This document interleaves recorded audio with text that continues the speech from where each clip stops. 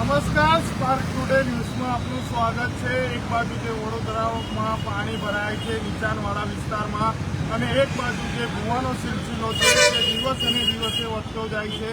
તેને લઈને તમે જોઈ શકો છો, આજે LNP રોડ છે અને જે જલારામનગર જતો માર્ગ છે, હળોદિયાનગર જતો માર્ગ છે, અલગ અલગ સોસાયટીઓ આવેલી છે અંદર।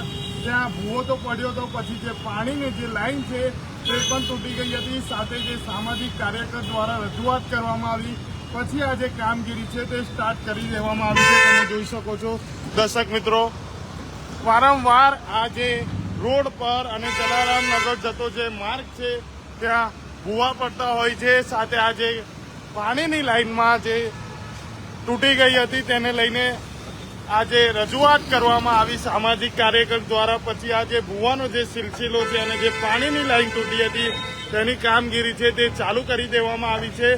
પરંતુ આ જે રોડ છે વારંવાર પેચવર્ક કરવામાં આવે છે તો પણ આ જે રોડ વારે ઘડીએ ભૂવા પડી જાય છે અને ભૂવાના મારે આ જે રોડ છે પૂરો ખરાબ થઈ જાય છે। પરંતુ આ જે કોન્ટ્રાક્ટર હોય કોર્પોરેશન દ્વારા ખાસ કરીને ધ્યાન લેવામાં નથી આવતું, તેને લઈને આ જે રોડ છે વારે ઘડીએ જે પેચ વર્ક બરાબર કરવા ના આવતા હોય તેને લઈને આ જે ભૂવા છે તે પડતા હોય છે। દર્શક મિત્રો, હમણાં જે કામગીરી છે તે તો સ્ટાર્ટ કરી દેવામાં આવી છે, પરંતુ આ જે રોડ છે વારે ઘડીએ બનાવવામાં આવે છે પણ જે રોડ ફરીવાર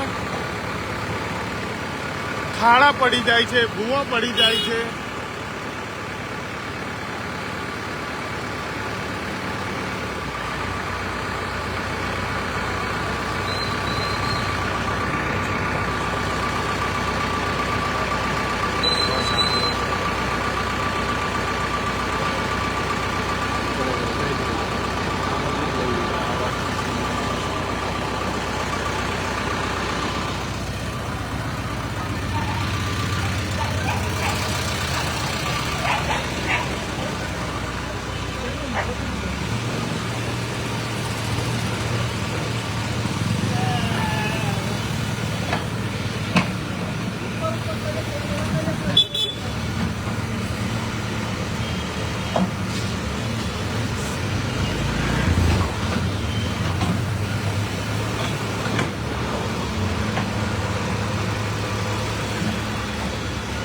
કમલેશભાઈ, શું કહેશો? વારે ઘડીએ જે વડોદરા શહેરમાં ભૂવા પડતા હોય છે, સાથે સાથે આ જે પાણીની લાઈન પણ તૂટી ગઈ છે અને જે હમણાં કામગીરી છે તે સ્ટાર્ટ કરી દેવામાં આવી છે, પરંતુ આ જે રોડ છે પૂરો પેચવર્ક અલગ અલગ રીતે કરવામાં આવી રહ્યો છે। વડોદરા શહેરનું નામ વડોદરા નગરી, ભૂવા નગરી, મચ્છરોની નગરી, અને હાલમાં જ વિશ્વની જળ સપાટીમાં જ્યારે વધારો થતો હોય અને વારંવાર પૂર આવતું હોય, એવી પરિસ્થિતિ સર્જાતી હોય એટલે પૂર નગરી નામ પણ એક આપવું જોઈએ। સાથે સાથે હાલમાં જ તમે જોશો કે જલારામનગર, હળોદિયાનગર, સુંદરમ પાર્ક, જીતેન્દ્ર પાર્ક, સાથે સાથે અન્ય સોસાયટીઓમાં જવાનું જે મુખ્ય માર્ગ છે, આ રોડ પર વારંવાર ખોદકામ કરવામાં આવે છે। વારંવાર આ નળિકા તૂટી ગઈ છે, ગેસની નળિકા તૂટી ગઈ છે, પ્રાઇવેટ કોન્ટ્રાક્ટરો આવે છે, ખોદી નાખે છે।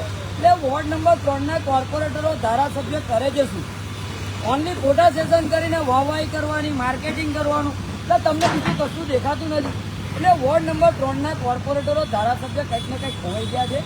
એટલે ખાસ કરીને આપના મીડિયાના માધ્યમથી અમારી અપીલ છે કે વહેલામાં વહેલી તકે કોઈ જગ્યાએ મળે તો એમને મોકલી આપજો જલારામનગર દત્તક લીધેલા વિસ્તારની અંદર, જેથી કરીને લોકોના જે પ્રશ્નો છે એને વાચા આપી શકાય।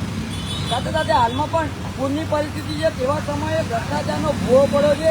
એટલે વારંવાર જ્યારે પાણીની નળિકા તૂટતી હોય અને એક ને એક જગ્યા પર વારંવાર પેચવર્ક કરવામાં આવતું હોય, આ વડોદરા શહેર માટે ખૂબ જ શરમજનક બાબત છે। અને જે કોન્ટ્રાક્ટરો છે, આ કોન્ટ્રાક્ટરો આડેધડ કામગીરી કરે છે। ઓનલી જે કહેવાય છે કે જ્યારે પાણી લીકેજ બંધ થઈ જાય છે ત્યારબાદ પાણી ફરીથી એ જ જગ્યા ઉપરથી લીકેજ થાય છે। એટલે કંઈક ને કંઈક ભ્રષ્ટાચાર આપણે ચડીને પુકારી રહ્યો છે।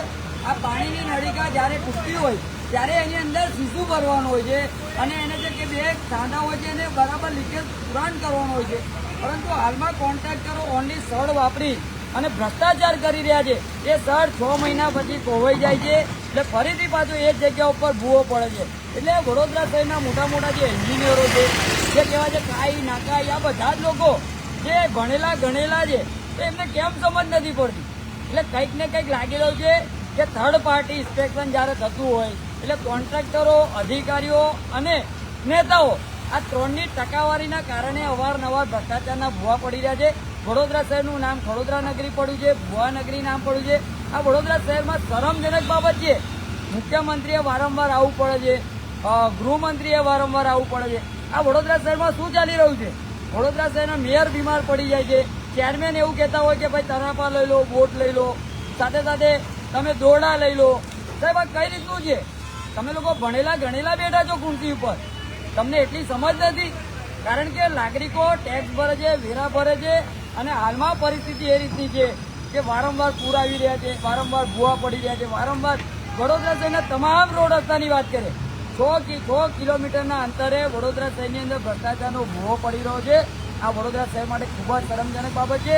કોર્પોરેટરો, ધારાસભ્યોને તાત્કાલિક ધોરણે સૂચના આપી છે. વડોદરા શહેરના ભારતીય જનતા પાર્ટીના પ્રમુખ જે વિજયભાઈ શાહ વારંવાર જે નાગરિકોના હિત માટેની વાત કરતા હોય છે, પરંતુ વિજય શાહને પણ અમારી એક અપીલ છે, ભારતીય જનતા પાર્ટીના તમામ કોર્પોરેટરો, તમામ ધારાસભ્યો માનનીય વડાપ્રધાનના ચિહ્ન પર ચૂંટાયેલા છે. બાકી તો એમને વિસ્તારમાં 5 વોટ ના મળે. આપણે ચેલેન્જ સાથે કહીએ છીએ, એમના ઘરના જે 5 વોટ હોય એ જ વોટ મળે. આવી પરિસ્થિતિનું નિર્માણ થયું છે. કારણ કે કોઈ પણ કોર્પોરેટર જોવા સુદ્ધા નથી આવતા. આ હાલમાં જે ભૂવો પડ્યો હતો ત્યારે યોગેશભાઈ વસાવા જે પાણી પુરવઠામાં છે તેઓને ફોન કરતા તાત્કાલિક તમામ ટીમને મોકલી અને જે કામગીરી સ્ટાર્ટ કરવામાં આવી છે. એટલે ખાસ કરીને જ્યારે અધિકારીઓને એક સામાજિક કાર્યકરો ફોન કરતા હોય, કર્મચારીઓને સામાજિક કાર્યકરો ફોન કરતા હોય અને તાત્કાલિક ધોરણે કામગીરી ચાલુ કરવામાં આવે છે, તો વડોદરા શહેરના કોર્પોરેટરો, ધારાસભ્યો શું કરી રહ્યા છે? મફતનો પગાર લેવાનું બંધ કરો. અને હું તો એવું કહું છું કે તમારાથી કોર્પોરેટરની દરજ્જો ના સંભાળાતો હોય તો છોડી દો ખુરશી, આપી દો રાજીનામું. એટલે વડોદરા શહેરની અંદર તમામ, હું તો એવું કહું છું 19 વોર્ડના તમામ ધારાસભ્ય અને કોર્પોરેટરને કેટલાક લોકો તો ઓળખતા નથી. કેટલાક લોકો તો હવે એવું વિચારે છે કે ભાઈ અમારા વિસ્તારમાં આવતો જ ના. આવી પરિસ્થિતિનું નિર્માણ થયું છે. એટલે આજે જે ભ્રષ્ટાચારનો જે ભૂવો પડ્યો હતો, આ ભૂવાની કામગીરી તો ચાલુ કરવામાં આવી છે, પરંતુ આ રોડની જે કામગીરી છે હવે ક્યારે સ્ટાર્ટ થશે, ક્યારે શરૂ કરવામાં આવશે, આ એક જોવાનો વિષય છે. કારણ કે લોકોના કમર તૂટી જાય છે, લોકોના મણકા ખસી જાય છે. આવી પરિસ્થિતિનું નિર્માણ કર્યું છે. હાલમાં જ એક બિલ્ડિંગની જે કોન્ટ્રાક્ટર છે તેણે જે કામગીરી જ્યારથી સ્ટાર્ટ કરી છે ત્યારથી અહીંયા ગાડીથી મોટા ડમ્પરો અહીંથી પસાર થતા હોય એના કારણે પણ ગેસની નળીકામાં ભંગાર સર્જાય છે, પાણીની નળીકામાં ભંગાર સર્જાય છે, ડ્રેનેજની નળીકામાં ભંગાર સર્જાય છે. એટલે અવારનવાર ભંગાર સર્જાતું હોય અને કંઈક ને કંઈક આ કોન્ટ્રાક્ટરોને ફાયદો કરાવવાનું મસ્ત મોટું ષડયંત્ર હોય તેમ પણ અમને લાગી રહ્યું છે. પરંતુ સ્પાર્ક ટુડે ન્યૂઝના માધ્યમથી અમારી એક અપીલ છે કે સ્થાનિક કોર્પોરેટરો, ધારાસભ્યો તાત્કાલિક ધોરણે આવી તમામ જગ્યાનું નિરીક્ષણ કરે અને જે વડોદરા શહેરની અંદર જે પણ જવાબદાર વ્યક્તિઓ છે તેઓને પણ અમારી અપીલ છે કે આવા કોર્પોરેટરોને, ધારાસભ્યોને સૂચના આપે અને વહેલામાં વહેલી તકે જે પણ જે કામગીરી છે વડોદરા શહેરની અંદર ઘણી વખત આપણે સાંભળ્યું કે 3 દિવસની અંદર તમામ ખાડા પૂરાઈ જશે, 15 દિવસની અંદર વિશ્વામિત્રી શુદ્ધિકરણ થઈ જશે, 15 દિવસમાં ઢોળ મુક્ત થઈ જશે. પરંતુ હાલમાં પરિસ્થિતિ એ રીતની છે કે વડોદરા શહેરની અંદર તમામ વિસ્તારોમાં પાણી ભરાવાના પ્રશ્નો ઊભા થયા છે. વડોદરા શહેરના તમામ વિસ્તારોમાં ભૂવા ખાડા પડી રહ્યા છે. તો ખાસ કરીને 3 દિવસ 5 દિવસની એક મુદત આપો અને તમામ અધિકારીઓને સૂચના આપો, જેથી કરીને વડોદરા શહેર ફરીથી સારું વડોદરા શહેર બની શકે. કારણ કે સ્માર્ટ સિટી તો બની જ નથી, પરંતુ સારું વડોદરા બની શકે તે માટેની અમારી એક અપીલ છે. સારું વડોદરા બની શકે તે માટેની એક અપીલ છે. કેમ કે દર્શક મિત્રો, વારે ઘડી વડોદરા શહેરમાં જ્યાં ભૂવા પડતા હોય છે, જે પાણીની નલિકામાં જે ભંગાર સર્જાયેલો હોય છે, પરંતુ કોન્ટ્રાક્ટર અને કોર્પોરેશન અને જે કોર્પોરેટર દ્વારા ખાસ કરીને આમાં ધ્યાનમાં લેવું જોઈએ. કાલે પણ જે વરસાદ વરસ્યો તેને લઈને લોકોના ઘરમાં પાણી ભરાઈ ગયા, લોકો હેરાન પરેશાન થઈ ગયા, રોડ પર લોકો ગાડી મૂકીને જતા રહ્યા. એટલે આ બધી વસ્તુને ખાસ કરીને ધ્યાન રાખવી જોઈએ. પરંતુ આ જે L&T જે જલારામ નગર છે, અયોધ્યા નગર આવેલું છે, સુંદરમ પાર્ક આવેલું છે, અલગ અલગ અંદર સોસાયટીઓ આવેલી છે. આ જે રોડની જે પેચ વર્ક બરાબર કરવામાં નથી આવતો તેને લઈને વારે ઘડીએ ભૂવા પડતા હોય છે, ગેસ લાઇન તૂટતી હોય છે, સાથે જે પાણીની નલિકા હોય છે તે તૂટતી હોય છે. દર્શક મિત્રો,